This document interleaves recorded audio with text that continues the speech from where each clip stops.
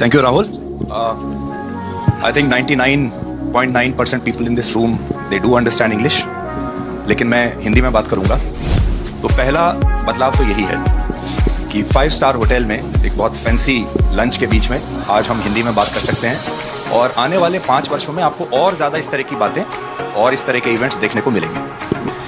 अब आते हैं कि 5 साल में क्या बदलाव हो सकता है। मुझे लगता है आजकल एक्सप्रेस हाईवेज, एक्सप्रेसवेज की बहुत बात होती है। अगर मैं धर्म को एक मल्टी लेन एक्सप्रेसवे मान लूँ और उसमें अलग अलग लेन्स में अलग अलग धर्म के लोग चल रहे हैं, तो उसमें शायद सबसे जो स्लो लेन अभी तक रही है वो हिंदुत्व की रही है। स्लो लेन, स्लो, जिसमें कि अगर आप एक स्पीड किसी की तय करते हैं कि आप इस स्पीड से गाड़ी चला सकते हैं, तो सबसे स्लो जो गाड़ी आपको जो स्पीड दी गई वो हिंदुत्व की थी, ये कहते हुए कि आप क्योंकि बहुसंख्यक हो आप ध्यान से चलें।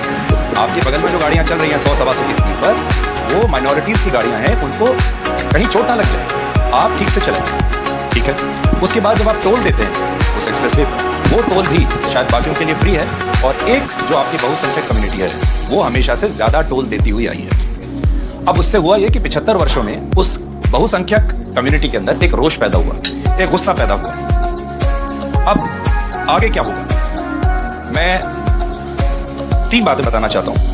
जैसा आपने कहा कि आरएसएस का एजेंडा लगभग पूरा हो गया, तो आरएसएस क्या करेगा? क्या आरएसएस घर में बैठ जाएगा? संघ क्या करेगा? तो जब हम मोदी 3.0 की बात करते हैं तो अब हमें आरएसएस 2.0 की बात करनी पड़ेगी। What is RSS 2.0? डू ना। तो आरएसएस शायद अपने आप को थोड़ा रीइन्वेंट करेगा। संघ का एजेंडा शायद अब जागृति होगा, क्योंकि जो उन्होंने अचीव करना था वो हो गया। राम मंदिर को मैं देखता हूं कि राम मंदिर 1983 के वर्ल्ड कप जैसा है। 1983 का वर्ल्ड कप जब हमने जीता था तो पूरे देश में क्रिकेट को लेकर विश्वास आया था, हम अंडरडॉग हुआ करते थे, और उसके बाद तब से लेकर आज आप देखिए, आज हमारी तीनों टीम्स नंबर 1 टीम्स हैं और क्रिकेट में हम कहां आ गए। मुझे ऐसा लगता है कि दिस राम मंदिर movement was like 83 world cup for the Hindus. अब आरएसएस और बीजेपी का रिश्ता ये क्या होगा अगले 5 साल में, या अभी तक भी अगर आप देखेंगे, बीजेपी को जो जमीनी मजबूती मिलती है बाकी पार्टीज के मुकाबले, वो आरएसएस की वजह से मिलती है।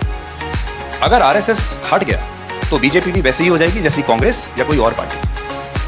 और अगर आरएसएस मजबूत हुआ और आरएसएस ने ये 100 करोड़ हिंदुओं की अवेकनिंग की, तो फिर बीजेपी को बीट करना बहुत मुश्किल होगा, क्योंकि the major differentiation between BJP and other parties is that other parties do not have a ground organisation like RSS working for them.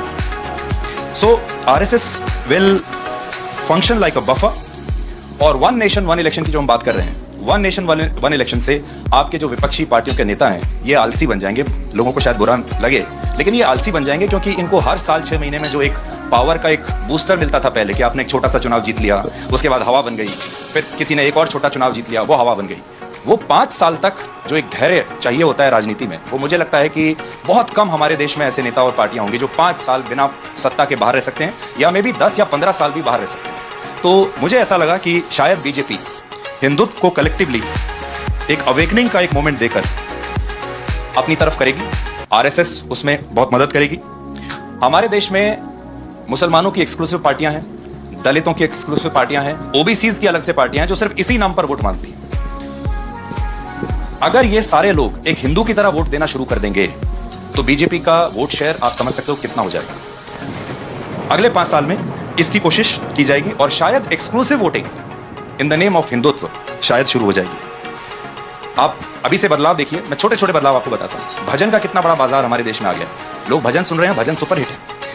फिल्मों में जो बदलाव है आप देखिए, आज आपको 370 पर फिल्म देखने को मिल रही है, बस्तर पर फिल्म देखने को मिल रही है, केरला पर मिल रही है, कश्मीर पर मिल रही है, and all these films are doing extremely well. वो लोग ये कहते हैं कि ये सब एक तरफा हो जाएगा, मोनोपोली आ जाएगी। ये मोनोपोली आएगी लेकिन लोगों की मर्जी से आ रही है, लोगों की इच्छा से आ रही है। इस देश ने 1000 साल गुलामी का देखा, जब या तो इस्लाम का रूल था या क्रिश्चियनिटी का रूल था, और अब 75 साल एक खास तरह की डेमोक्रेसी देखी जो बिल्कुल लूज थी। और अब शायद लोग, मुझे ऐसा लगता है कि लोग आएंगे और लोग इस वैचारिक जो ब्लॉकिंग है हिंदुत्व को लेकर, वो दूर होगी।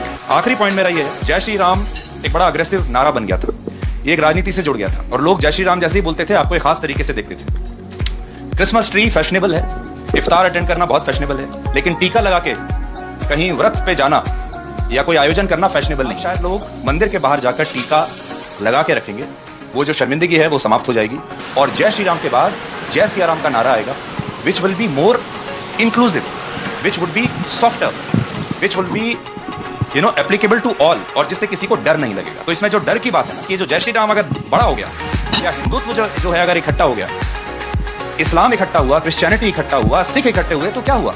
ये देश ऐसे ही चल रहा है, आज भी ऐसे ही चल रहा है। अगर ये हिंदू भी इकट्ठे हो गए तो ये किसी को मारने वाले नहीं। अगर आप हमारा इतिहास देखेंगे तो हिंदुत्व जो है सबसे इंक्लूजन वाला धर्म रहा। सो आखिर में मैं ये कहना चाहता हूँ, वील गो टुवर्ड्स जय सिया राम, वील लीव जय श्री राम, और जय सिया राम में फिर आपके दलित भी आ जाएंगे, आपके ओबीसी भी आ जाएंगे।